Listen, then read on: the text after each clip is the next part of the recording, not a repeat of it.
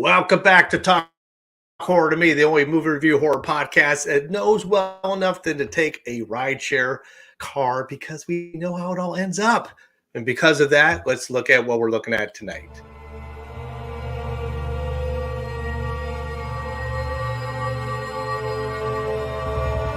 Tonight we review Hulu's The Stranger.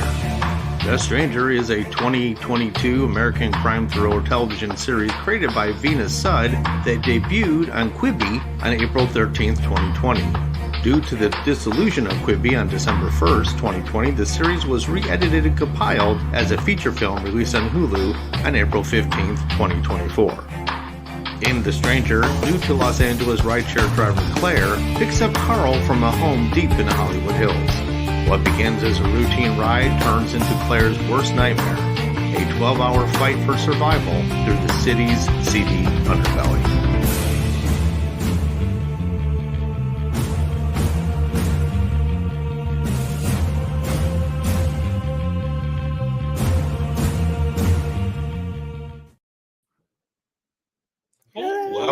Welcome back, hey ladies. Hello. I'm just super excited. And you know why I'm excited? Because I remember last time there was a certain somebody who was like, you know what? No, I don't want to do this movie. Wait. Can I change it? And we're like, no, you can't. So, Brooke, tell us, whose film was this? My film. Yay! Yay! So I want to know what Carly thought about it. Yes, Carly. Oh, well, I tell you what, it jumped right into it. I was expecting some kind of character development first before we got really into it. But bam, 6 minutes in, I was like, he said what? He's doing what? Oh my God. It was fantastic. It had me, I was sitting there with my vape over and over, and going, oh God, don't let anything happen to the puppy. Don't let anything happen to the puppy. And it really caught my attention. I thought that the 7-Eleven guy was going to be in on it, and he was not. Yeah. I'm just, spoiler. Sorry about that. It's okay. But there were some times when I was checking my phone because it got a little, in some places, but for a lot of it, I was really on the edge of my seat.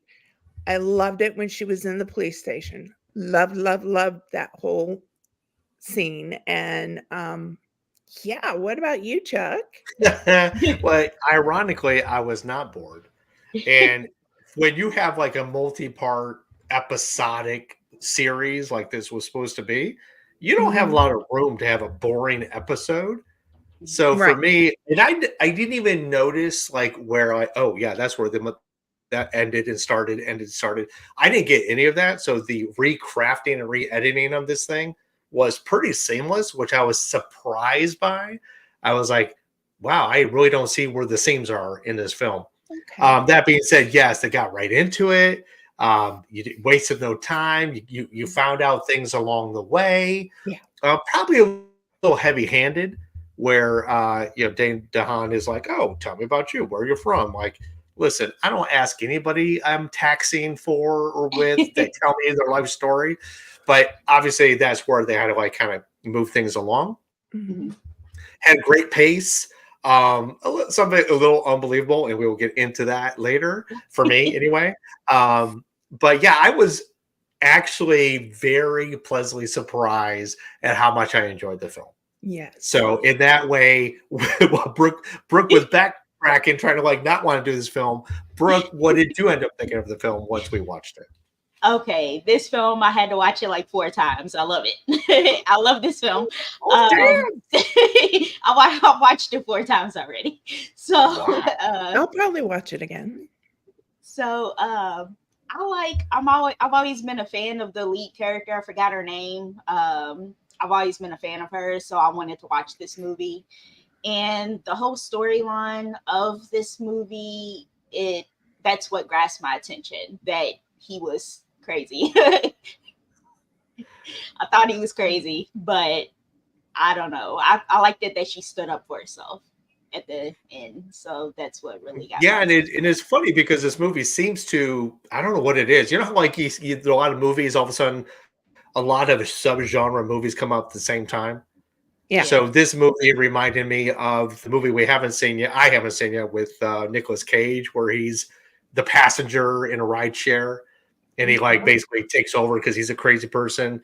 If you remember Jamie Foxx and Tom Cruise in Collateral, where he's a cab driver, and Tom Cruise is a hitman, telling him to drive him over the place or else. I mean, it's kind of that weird. It's something that like it's not done often, but all of a sudden it's been done a lot lately. But the fact that like, yeah, what is it? You're in charge. You're the driver. It's like, how do you get away from somebody who's actually inside the vehicle that should be your safe place? And I thought Claire did an amazing job to start off the thing of like, I'm gonna like nip this in the bud right now, which I thought worked well. But I think the aftermath of that, they like, listen, I just got rid of this guy, and no matter what she did, where she went, the guy was just on her tail all the time. And I think that moment, that tension thread was like the thing that really kept me through the whole film. It's like, how is he finding this girl? How is she like unable to get away with the help of the gas station attendant, with his cool Firebird. It's like it never really to me had a dull moment. So Carly, was it you that said you were bored, or Brooke said you were bored?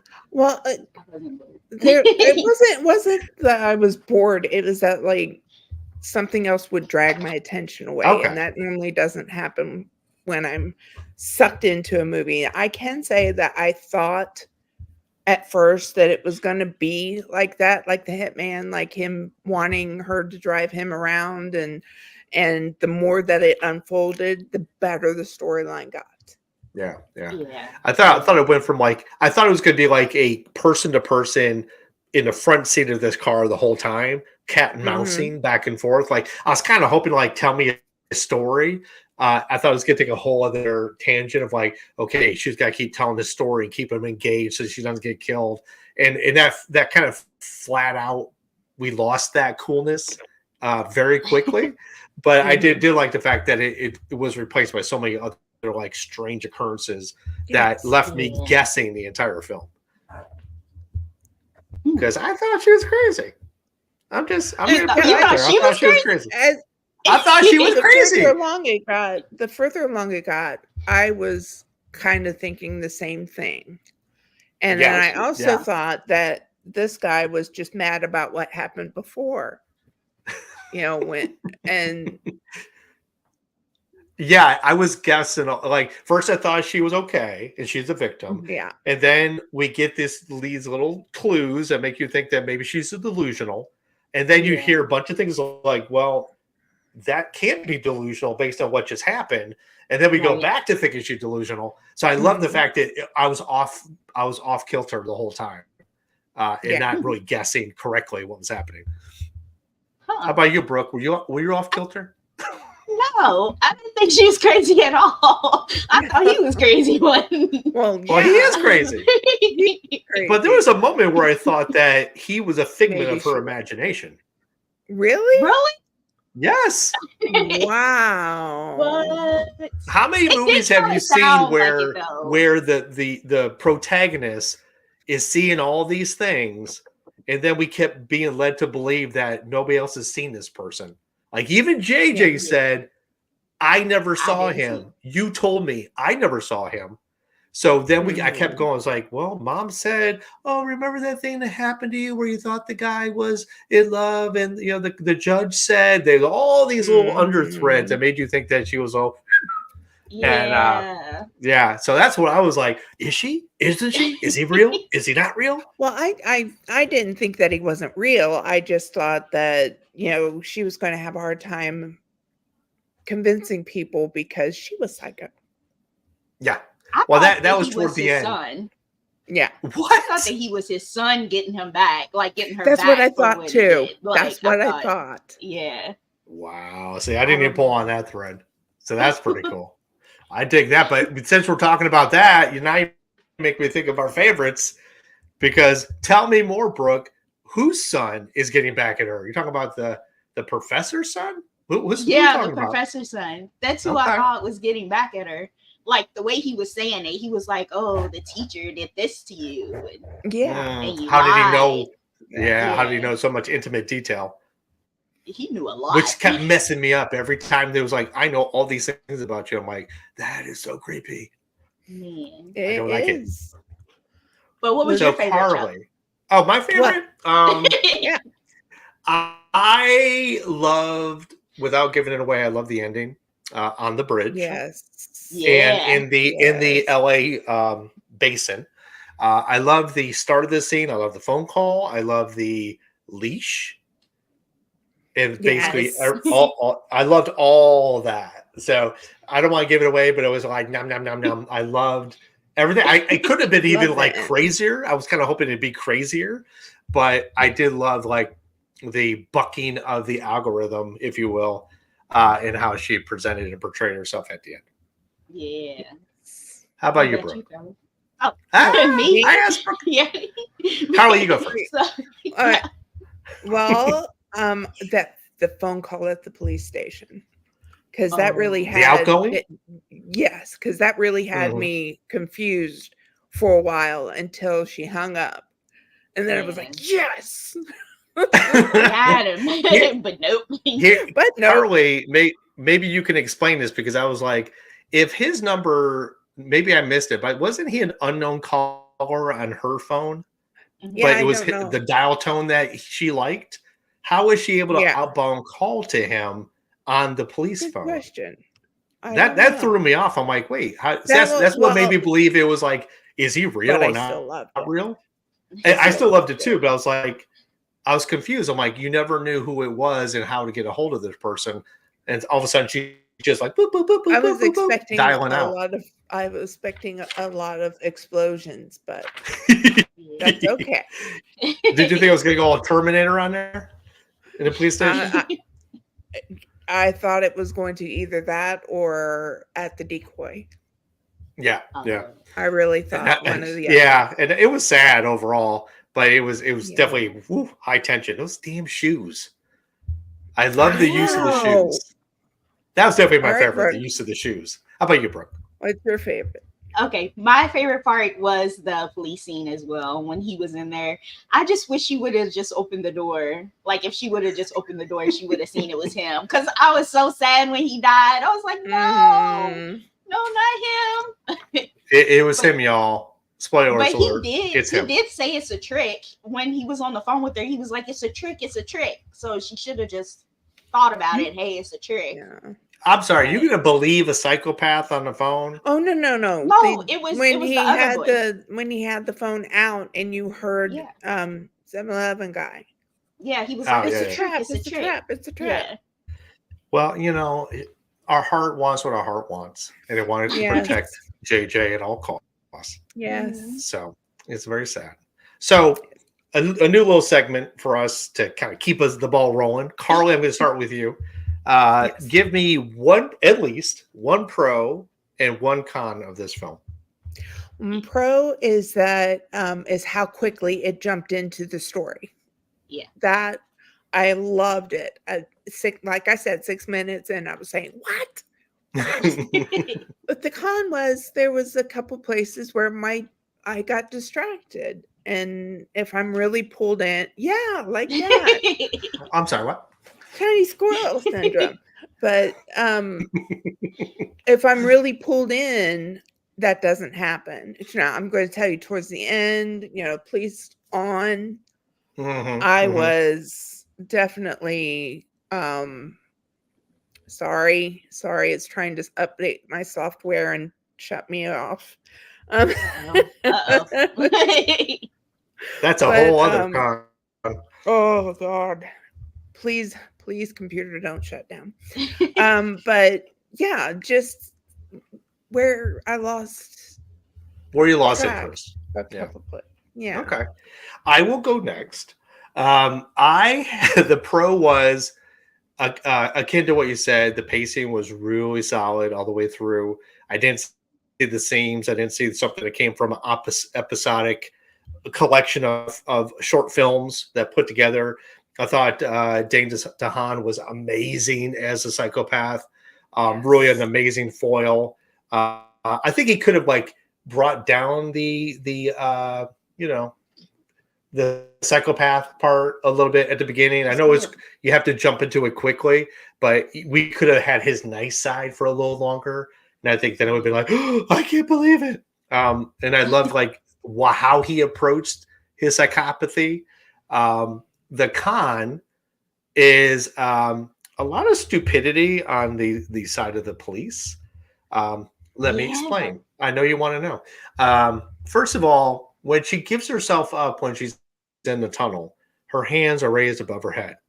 And all we hear from the cops are, "Kid, put your hands over your head. Put your hands over your head." Her heads were over her head the entire time while filming. I'm not sure why they keep saying put your hands up when her hands were already up. And also the bathroom scene, a little crazy excessive with the amount of ammunition expended. Yeah. Just saying. I mean, come on. I heard her shoot to kill, but that was a little crazy. So that's my con, is that some of it just got a little gonzo, and they could have just kept it a little more tension based and not like and just like go crazy hog wild. Because at the end of the film, you didn't need that. The way it ended was kind of like a call for his clap. Well done. Bravo. In my book. Yes. So how about you, Brooke? One pro, one con.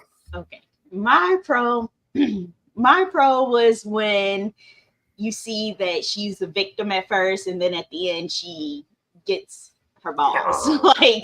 Yeah, she's like, yeah. She was like, I'm only crying because I have something in my eye, asshole. That's what I like. That's what I like. That was the pro. Okay. So the con, I don't think I had a con. I guess the con would be the police being really excessive, like you said, with the guy. Like he was about to choke him up. I'm like, he's already like detained. Like, why are you trying to kill him? Like, but and although that con ended up being a really cool twist of a pro for me, which is she's got the gun. You don't see what she shoots at. And then we were kind of all led to believe that she did something a lot worse than she did. So again, those things for me psychologically, I was like, oh, that's what kept me guessing, which I thought was even another pro. It's like, I love films where they give you enough red herrings to hang yourself with. It's like, you keep getting led down a trail here. Oh, follow me. Look what I'm doing. And then you're like, oh, I'm so in. And then they take a right turn. And you're like, damn it. It's like I fell for it. And I fell for it for like 3 times in this film, where I kept thinking one thing and it was another. Then it went back to the first and then back again. The scene at the shelter broke my heart. Oh, it was very giving sad. a doggy away. Because I was thinking that she was going to be one of the statistics. You know, that's what she was doing. I just heard like a McLaughlin song.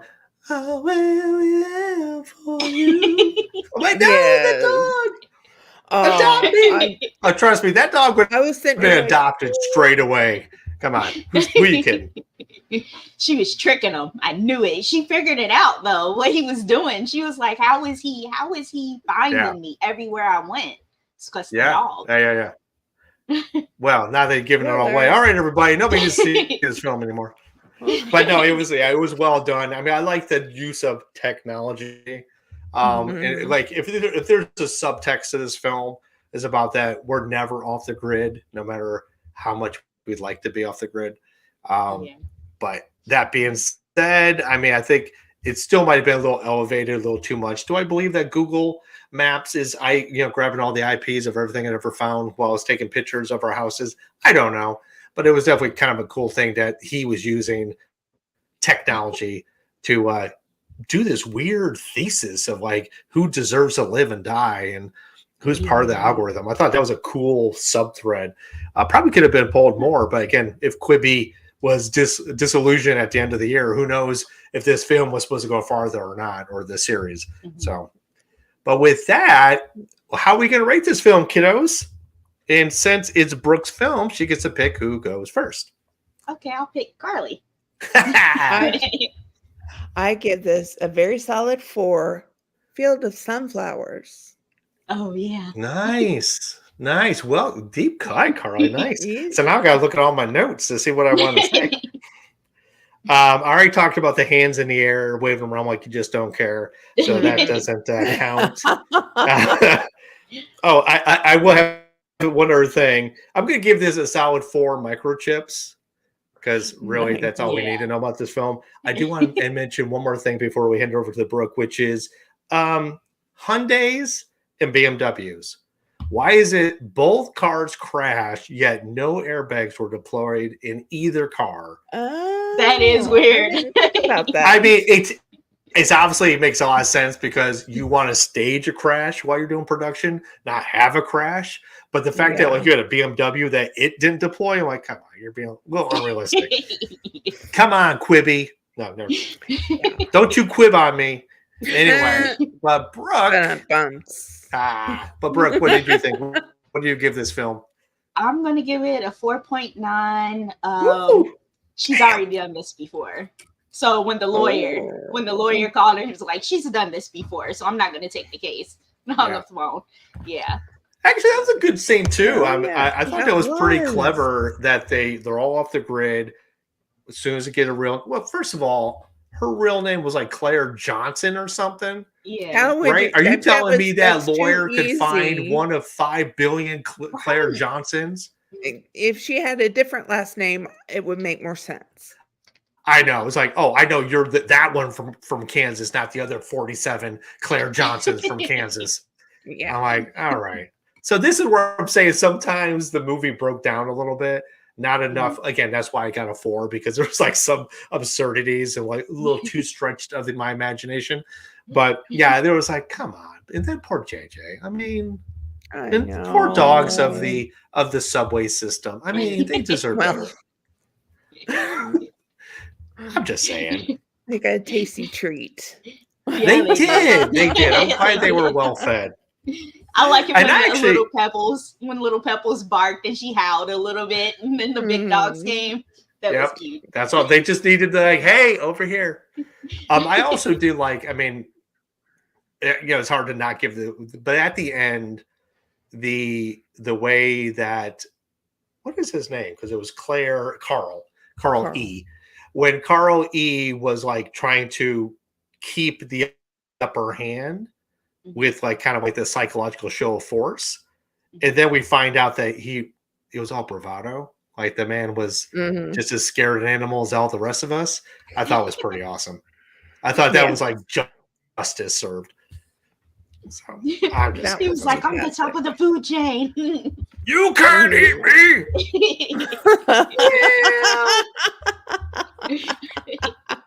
I mean, it's possible, but not likely.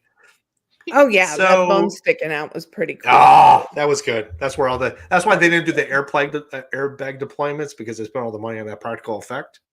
Yeah, and the CGI dogs.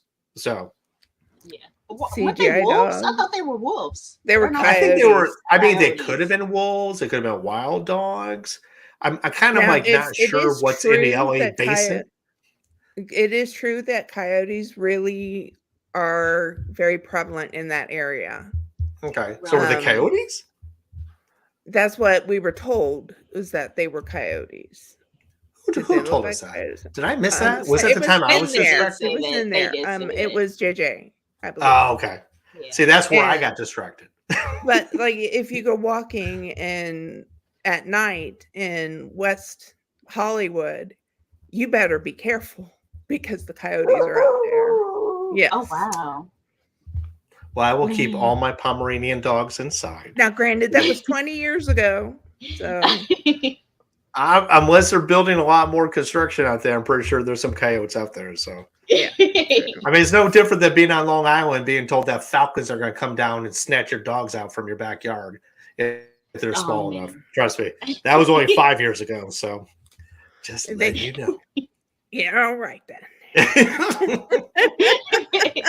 I mean, but I don't want to get. I mean, that's a horror movie unto itself. I think it was called The Zoo on CBS, where all the animals took over and humans were not the top of the food chain anymore. I didn't see it either, but I swear. See, there you go. Brooke knows. I loved it. She probably got the director's cut. Well, it was a series, so they probably did have a director's cut. But I want to know what's next. Who is taking the lead? Who's taking the point? Is Carly Yates? And we are going to do The First Omen. Why? Because I found it and I was like, yes, it's finally out. Now, Carly, yes. Are you picking The First Omen because exorcisms and demonic possession and demonology seems to be like super popular these days? Are you just on the train of popularity? It was more because I watched The Omen and I watched the new Omen and I was like, I wonder how this one's going to turn out. And I have not seen it yet. I have not either. So, how about you, Brooke? Have you seen that film yet? It's supposed to be a prequel. Yep. It's supposed to be about how we got Damien. So I don't want to know. Can't we just live without Damien for a minute? So yeah, I'm excited because I have not seen it. I actually knew, we have a list. Teams. It's on Hulu. It's on Hulu, and we have a list that we go by, and like we're usually trying to be a few weeks ahead. And Carly, I know this is one that you were kind of jonesing for a bit. Yes, a little bit to watch. So I'm excited for it. So yeah, on Hulu, we will report it next week, and hopefully I will have a nice little offbeat one myself for my week. Nice. I just got to make sure it works, and then we all can watch it. So, so Brooke, as we come to a close of this amazing episode, and I hope you feel better. We all both hope you feel better. Give us some final words about this film. Why people should watch it? Why should they put effort into it? Because it's a good fight. What is it? Fight or flight movie. Yeah, one of those. It's one of those. Yeah. Okay. And you found Claire to be sympathetic. Yeah. She was something else. You're like, she was like a victim, and then she was like the hero at the end. Like, I think the real hero of this film is the mustard. In all reality, the mustard is the real hero. Not sure. Actually, I'm not even sure why that even mattered, because it was like in the first 2 episodes, then disappeared, like as if it never existed. And I'm like, that's true. What was the deal with the mustard? Just so he could touch her face?